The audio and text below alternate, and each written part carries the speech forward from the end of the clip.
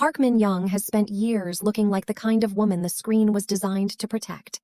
She has the face of romantic perfection, the composure of someone who never seems rushed, and the polished elegance that makes audiences trust her almost instantly.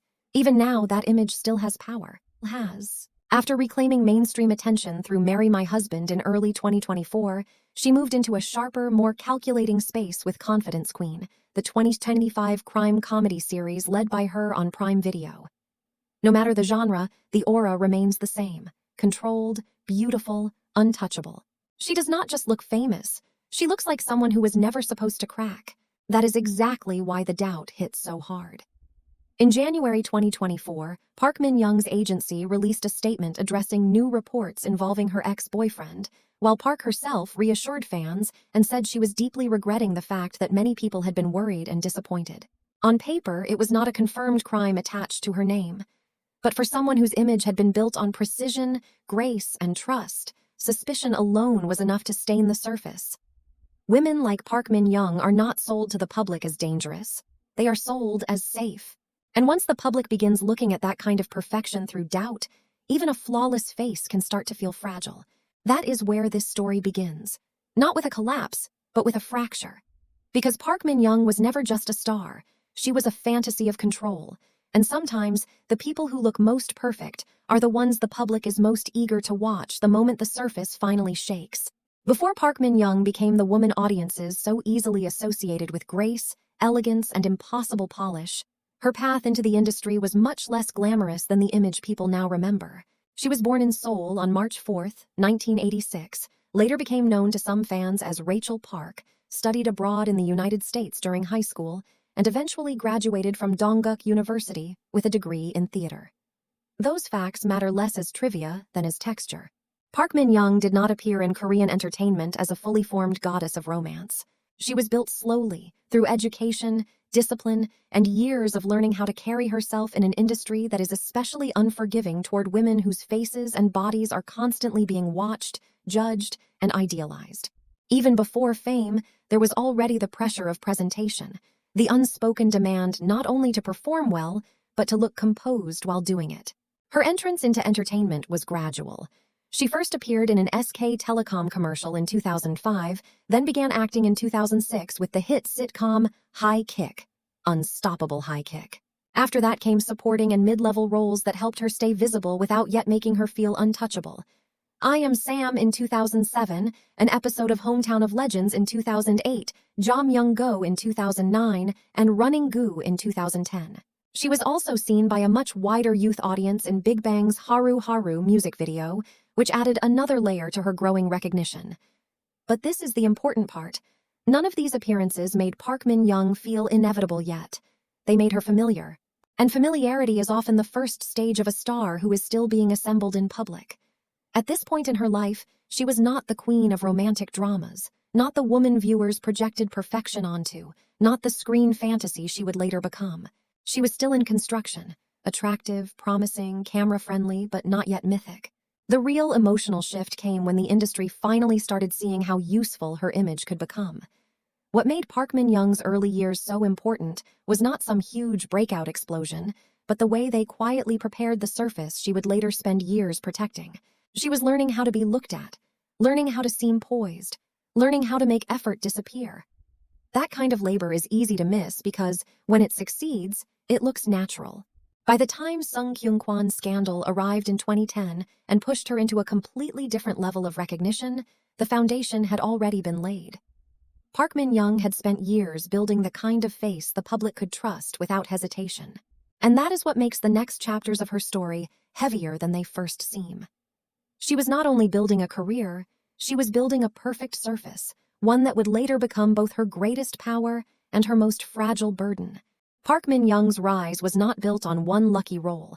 It was built through a series of performances that slowly trained the public to see her as something more polished, more reliable, and more emotionally ideal than ordinary stardom usually allows.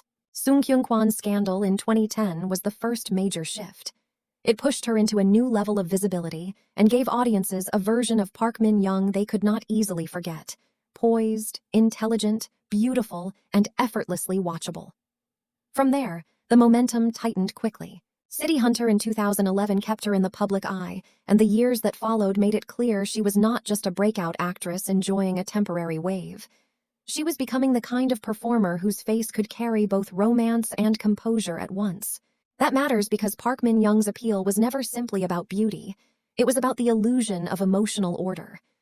When she appeared on screen, the chaos around her often seemed to settle into something cleaner, calmer, and more desirable. That is one of the reasons audiences began attaching to her so strongly. She did not just look famous, she looked like the polished version of life itself. But the image became much more powerful once her career entered the middle phase. Healer was one of the roles that deepened her identity beyond elegance, because it allowed Park Min-young to feel warm, wounded, capable, and romantic all at once. Then Remember and Later, Queen for 7 Days showed that she could carry pain and period tragedy without losing the grace that had already become central to her public image. By this point, she was no longer simply an actress with successful dramas. She was becoming a type. And in Korean television, becoming a type can be both a gift and a trap. Park Min-young was increasingly associated with women who felt composed under pressure, emotionally intelligent, stylish without trying too hard, and almost impossibly easy to love. Then came What's Wrong with Secretary Kim in 2018, and that image reached another level entirely. Soompi noted that the drama had a popular run and that Park Min-young later called Kim Miso her all-time favorite character. Around the same period, Soompi also reported that the role helped place her at the top of the female actor buzz rankings, while international K-drama fan rankings placed her at #1 among female actors as the series aired. This is the point where Park Min-young stopped feeling like a respected actress with a strong resume and started feeling like the very face of romantic perfection in Korean drama. And once that happened, the idealization only intensified. Her private life followed in 2019 and strengthened the same fantasy from a different angle. Park Min-young as the modern woman who is polished, emotionally appealing, secretly passionate, and somehow still perfectly in control of herself. That streak of roles is what made her image so powerful and, eventually, so fragile. Audiences were no longer just watching Park Min-young perform characters. They were projecting onto her an entire emotional ecosystem: beauty without vulgarity, competence without cruelty, romance without chaos, glamour without visible damage. She became the kind of actress people trusted instinctively, the kind of screen presence that made perfection look natural instead of exhausting. But that is exactly where the hidden pressure began. The more the public loved her for seeming immaculate, the less room she had to ever look uncertain, compromised, or human outside the frame. Park Min-young had become more than a star. She had become a fantasy of order. And when a woman becomes loved that way, the world rarely forgives her for breaking the illusion, even slightly. The pressure in Park Min-young's story did not come from one explosive scandal that instantly destroyed everything. It came from something more poisonous for a woman whose entire public image had been built on polish, elegance, and trust: prolonged suspicion. In September 2022, while she was still filming Love in Contract, reports revealed that she was dating businessman Kang Jong-hyun, and those reports also pulled in allegations surrounding him and the companies connected to his name. A day later, her agency said that she had already broken up with him, denied that she had received significant monetary benefits, and added that her older sister had submitted her resignation from an outside director position at a company linked to him. On paper, none of that proved Park Min-young herself had committed wrongdoing. But image does not break only through proof. Sometimes it breaks through association. And for Park Min-young, that was enough to change the emotional temperature of how the public looked at her. She had spent years being loved as the woman who made perfection feel effortless. Now the perfection no longer felt clean. It felt watched, questioned, and slightly contaminated by someone else's shadow. That shadow grew heavier in 2023 and 2024. In February 2023, her agency said she had been summoned by prosecutors as a witness in the investigation involving her ex-boyfriend and stressed that she was participating only as a witness, not as a suspect. Then, in January 2024, a new report claimed that 250 million won had been transferred to her while they were dating. Her agency responded that prosecutors had already established she had not engaged in illegal activities and had not received illegal benefits, arguing that the money in question involved her account being used by Kang and not her personal living expenses. Park Min-young herself then posted, "Sick of it all," adding that she believed honesty would prevail and telling fans not to worry. These details matter because they reveal the exact shape of her burden. Park Min-young was not fighting a clear public fall with one neat ending. She was trapped in the much murkier space where doubt lingers longer than facts, and where a woman does not need to be convicted of anything for her image to start bleeding.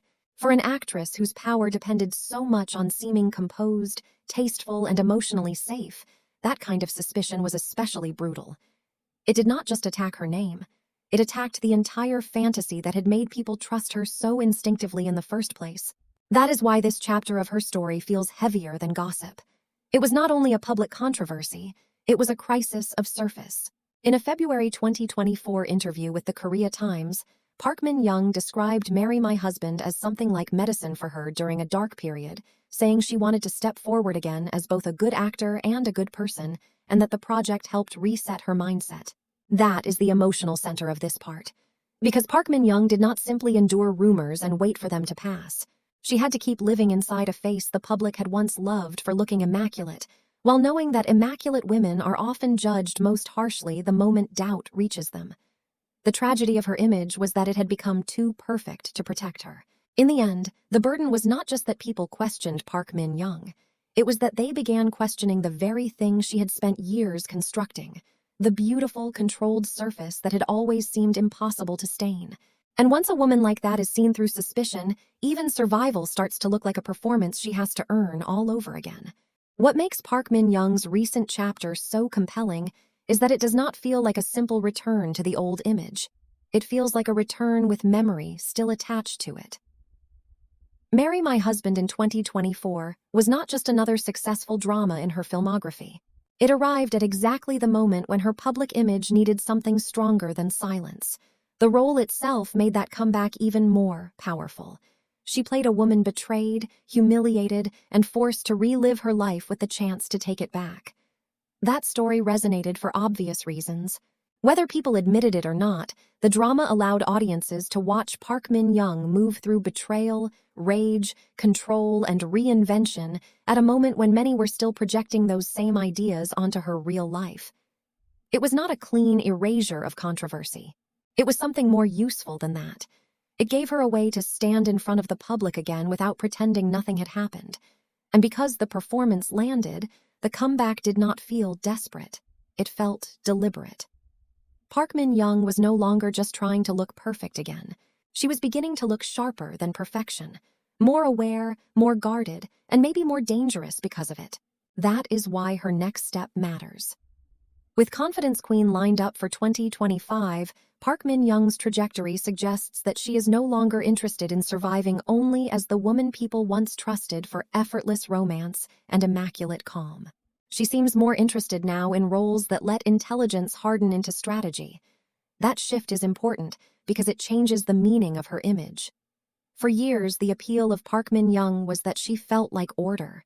She could walk into a story full of chaos and instantly make it prettier, smoother, easier to believe in. But after doubt enters a star's life, that old kind of beauty is never quite enough on its own. The audience starts looking for something else, not innocence, but control after damage. Not softness, but precision. And that is exactly where Park Min-young has become more interesting. She still has the face, the elegance, the polished composure that made her a romantic ideal in the first place. But now there is another layer next to it. The sense that she has seen what public doubt can do, and that she has learned how to move through it without explaining herself to death. So maybe that is the real payoff of Park Min-young's story. Not that she proved she was flawless all along, and not that she escaped suspicion untouched. It is that she survived the moment when the world stopped looking at her with automatic trust, and then found a way to come back without begging to be seen as innocent again. That changes the power of her image. The old Park Min-young was easy to idealize because she looked like perfection. The Park Min-young who remains now is more compelling because she looks like someone who understands how fragile perfection always was. And maybe that is why her story feels stronger in the present than it did at the height of her rom-com fantasy years. She is no longer just the woman who made love stories look beautiful. She is the woman who walked through doubt, carried the stain of public suspicion, and returned with a colder, steadier kind of glow. Not untouched, not unchanged, but sharper. And for someone whose greatest burden was always the pressure to remain immaculate, that may be the most powerful ending possible.